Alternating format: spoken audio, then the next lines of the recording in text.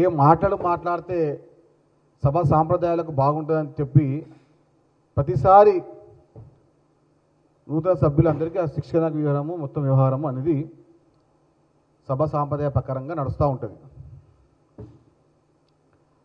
ఉన్నరే 8 మంది. అసలు దిమాక్ ఉందా అనే ఒక డౌట్ నాకు వస్తూ ఉంటుంది. బీజేపీ ఎమ్మెల్యేలకు ఏ విధంగా మాట్లాడాలి, ఎవరిని గౌరవించాలి అనేది ఆ బీజేపీ నాయకుల ముందు బీజేపీ ఆఫీస్ దగ్గరికి వెళ్ళి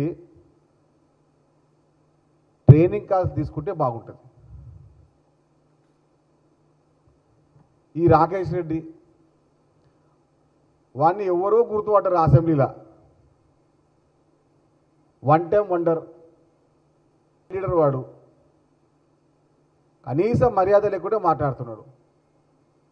ఎవరువా నీకు నేర్పించింది రాజకీయం?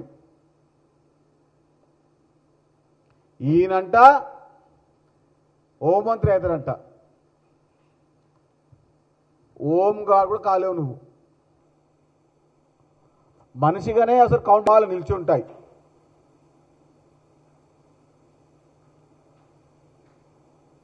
దుర్గా మాత అని చెప్పినాడు.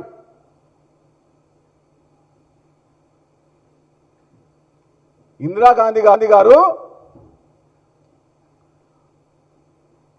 దుర్గామాత రూపంలో కనపడుతున్నారు, దుర్గాదేవి గారి రూపంలో కనపడుతున్నారు, అలాంటి శక్తి ఆమె రూపంలో కనపడుతుంది అని వాజ్పేయి గారు పార్లమెంట్ సాక్షిగా మాట్లాడిన విషయాలు మర్చిపోతే ఎట్లా? నీ స్థాయి ఏంది, నీ లెక్క ఏంది, నీ పత్రం ఏంది? నిజామాబాద్ జిల్లాలో కాదు, నీ ఆరుమూరు నియోజకవర్గంలో నీ పేరు కూడా తెలియని వాళ్ళు ఉన్నారు. నువ్వు వచ్చేసి బేకార్ మాటలు, బక్వాస్ మాటలు మాట్లాడుకుంటా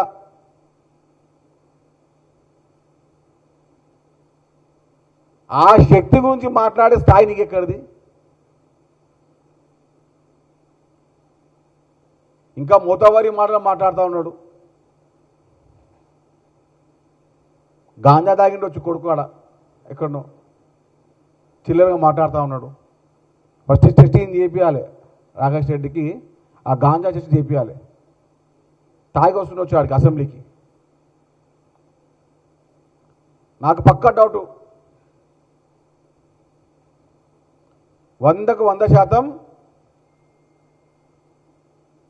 రాకేష్ రెడ్డికి మతి ప్రవహించింది. స్థితిలో లేడు, గతిలో కూడా లేడు. అస్తమానం ఏది మాట్లాడు. అరే ఆరుమూరు నియోజకవర్గ అభివృద్ధి గురించి మాట్లాడు. పొద్దున్న లేవంగానే ఏదో ఒక బక్వాస్ మాటలు, చిల్లర పలుకులు, చిల్లర వ్యవహారాలు.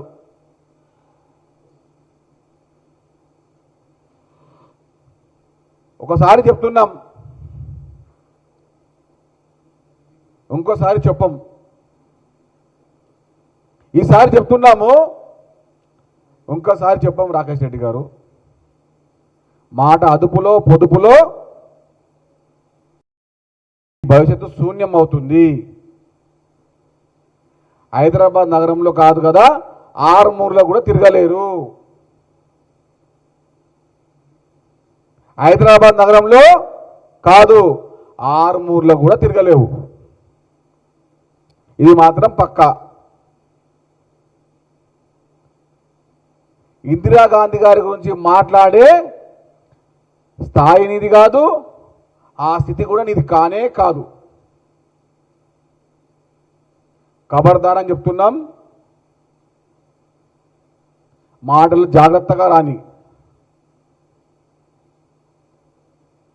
ఇందిరాగాంధీ గారు అంటే ప్రపంచ స్థాయిలో గుర్తింపు ఉన్న మహిళ.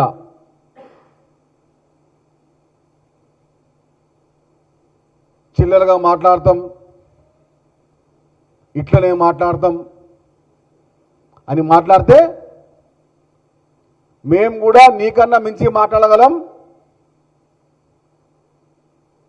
మాట్లాడితే వినే శక్తి స్థామత మీకు ఉండాలి. ఆ విషయాన్ని మర్చిపోకండి. కనీసం మహిళల పైన కూడా గౌరవం లేని అజ్ఞానులు ఎమ్మెల్యే, బీజేపీ ఎమ్మెల్యేలు. కనీస గౌరవం. ఇంట్లో అక్కన చెల్లెన అందరూ ఉంటారు కదా, మన కుటుంబంలో మహిళలు లేరా? ఇది నా మాట్లాడేది. ఖబర్దారని చెప్తున్నాం, నోరు అదుపులో పెట్టుకొని చెప్తున్నాం. 6 గల్లీల్లో 6 గ్రామాలకు తిరగలేని చెప్తున్నాం. బాగుండదు. ఖబర్దారని చెప్తున్నాం, బాగుండదు. మోతాబరి మాటలు, అహంకారపు మాటలు, దౌర్జన్యపు మాటలు మాట్లాడితే నాలుక కోస్తామని చెప్తున్నాం. నాలుక కోస్తామని చెప్తున్నాం. ఖబర్దార్, ఖబర్దార్. రాకేష్ రెడ్డి, ఆ మాట అదుపులో పొదుపులో పెట్టుకో. ఖబర్దార్ అని చెప్తున్నాం.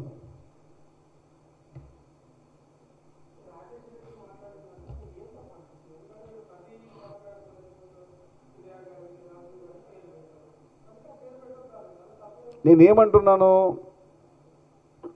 మీరు మంచి పథకాలకు పేరు పెట్టండి అనే విషయానికన్నా ఈ పథకానికి పెట్టండి, ఈ పథకాన్ని పెట్టకండి అంటే ఉద్దేశం ఏంది? అహంకారపు వ్యవహారం. మీ పార్టీలో గౌరవించుకోరాయే, మీ పార్టీలో గుర్తింపు ఇయ్యరాయే. మహిళలకి ఎన్ని వీడియోలు వస్తున్నాయండి బీజేపీలో? అవి మహిళల పట్ల ఏ విధంగా మాట్లాడతారు? ఇక వారి గురించి మాట్లాడితే భానుభయ్య వాళ్ళకు దిమాకే లేదంట. నేను ఎట్లా ఎన్నుకున్నారు? ఆర్మూర్ ప్రజలకు ఒక్కోసారి మతిలేని మనిషిని ఎన్నుకున్నారు. కాబట్టి నెక్స్ట్ ఎన్నికల్లో కూడా మంచి నాయకులు ఎన్నుకోవాలని చెప్పి కోరుకుంటా ఉన్నాను. ఆర్మూర్ ప్రజల యొక్క స్థితిని గతిని ఇలాంటి వాళ్ళు ఉండడం వల్ల ఇబ్బంది ఏర్పడుతుంది. ఒక ఇంటికి పెద్దవాడు బాగాలేకపోతే కుటుంబం పైన ఎట్లా ఉంటుందో ఇట్లా ఎమ్మెల్యే అక్కడ బాగాలేకపోతే నియోజకవర్గం పైన ఇబ్బంది వాతావరణం ఏర్పడుతూ ఉంటుంది.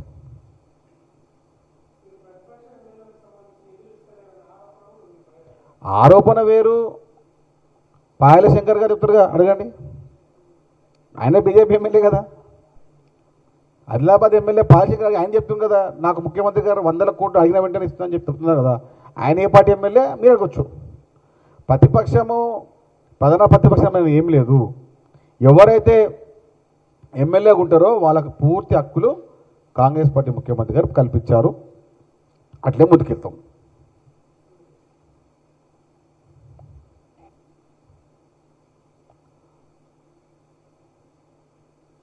ఎవరైనా కానీ కాంగ్రెస్ పార్టీ గురించి, కాంగ్రెస్ పార్టీ వ్యవస్థ గురించి మాట్లాడే విషయంలో చూసి మాట్లాడండి.